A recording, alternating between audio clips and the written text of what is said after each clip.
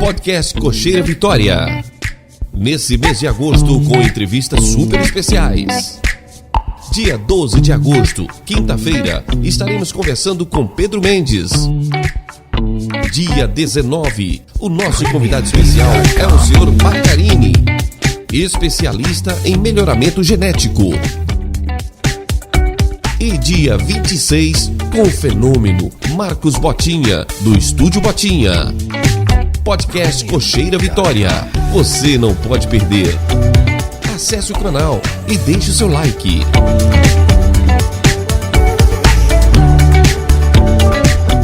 Então é isso aí. Eu agradecer as pessoas que já estão aqui e vamos começar essa resenha nossa. Eu gosto sempre de começar perguntando, eu sei que o senhor já criou, parou por um bom período e retornou, né? Então, eu gostaria que o senhor contasse como o senhor começou pela primeira vez, qual a idade, como foi, como conheceu o galismo, para que o pessoal conhecesse um pouquinho mais do Dr. Bacarini. Humberto, eu estou lembrando do primeiro chat que você me mandou. Você falou assim, você contar a história antiga. Eu falei, pô, esse cara tá me gozando. Mas aí depois um amigo meu sentou e falou assim, ô Bacarini, mas primeira vez que você mexeu com galo foi em 1966, você já tá antigo, sim. Eu peguei mesmo, rapaz. O senhor viveu a época áurea do galismo, né? Então, ele tem muita história boa. Pois é, mas eu comecei com 13. Você ter uma ideia, eu morava numa praça aqui na cidade de São João del Rei. E essa praça tinha um gramado. E nesse gramado, toda sexta-feira tinha briga de galo. Você tem uma ideia, no meio da rua, juntava a turma ali e ficava, e eu era um garotinho novinho, eu entusiasmei com aquilo, rapaz. Porque nunca na minha família ninguém havia mexido com galo de briga. Eu entusiasmei com aquilo e comecei a acompanhar aquilo toda sexta-feira. Até que o senhor falou assim, mas você gosta tanto, vão na rinha. Eu nem sabia o que era rinha, né? Aí que eu entusiasmei pela coisa.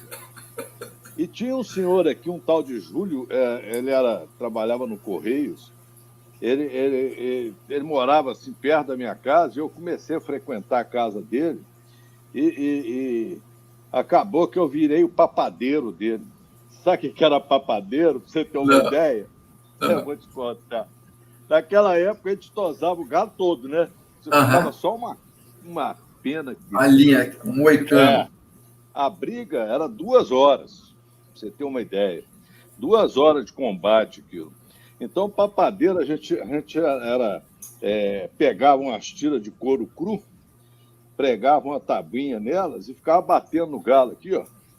Todo dia, dos dois lados, batendo. E tinha que ser craque naquilo, porque não podia machucar o galo, nem deixar o galo roxo.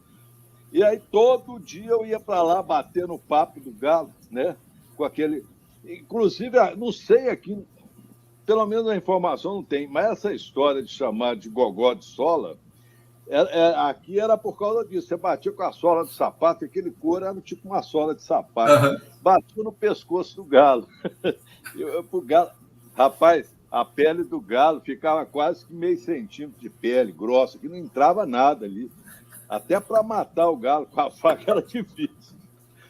Mas era aquela época de fazer. Você tinha que bater aqui no gogó do galo. E eu comecei assim, rapaz. Trabalhava na cocheira. Trabalhava, né? Não era um trabalho, era gostar mesmo. Ia para lá, trabalhava.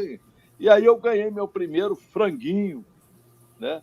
Eu tinha 13 anos, mais ou menos. Ganhei um franguinho. Minha mãe achou ruim para burro, porque minha casa não tinha espaço para pôr galinha.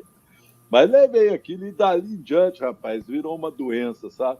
Todo dia eu estava lá dando papada nos galos.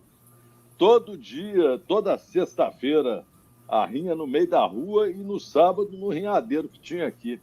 Não saía, começou a chegar, o primeiro a chegar lá, eles chegaram a me dar a chave para me abrir o rinhadeiro. Aí eu abri o rinhadeiro, passava uma vassoura lá, limpava, eu era o primeiro a chegar, o último a sair.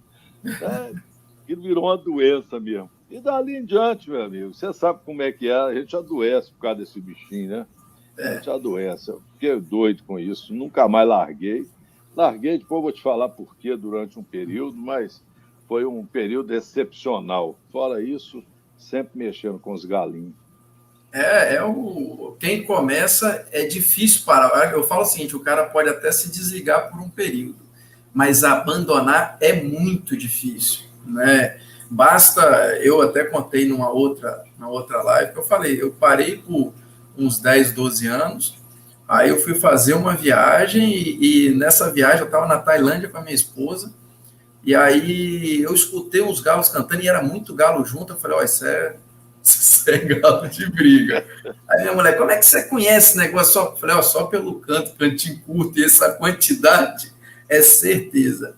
Aí eu fui lá e falei assim, ó, e lá coincidiu que no mesmo dia minha esposa ela se sentiu mal por conta a comida lá é bem picante, né? Bem condimentada. E aí ela se sentiu mal e a gente não saiu à noite. Naquela noite a gente ficou no hotel. E aí eu zapeando o controle remoto no hotel, eu descobri um canal na TV aberta de briga de galo ao vivo. Eu já não queria sair os outros dias, eu ficava o dia inteiro mesmo. Cheguei aqui e voltei. Então, é o que eu falo, a gente não sai disso. É muito difícil sair Não disso. sai, não. E eu fiquei nisso aí até entrar para o Exército, eu servi Exército, aí quando eu estava como militar, aí eu não tinha tempo mesmo, mas eu continuei criando, mas não frequentava. Na época, né, era uma época de revolução, então o militar não podia ir para a rinha, né? Era até perigoso, né? Então a gente não podia ir para a rinha, então eu continuei criando, mas sem frequentar nenhuma rinha, né? Nem mesmo na rua lá, às vezes eu ficava lá na porta da minha casa assistindo de longe as brigas, mas nem lá não podia ir, porque se a polícia do Exército pegasse você numa situação dessa, você estava frito. Então, e depois fui para a faculdade de medicina, aí que atrapalhou mais, eu só ia nas rinhas, né? Eu estudei uma parte em Belo Horizonte, então toda sexta-feira eu ia lá para a rinha, lá na Avenida do Contorno, era uma imensa rinha lá, né? Começava a sexta-feira e terminava domingo, né?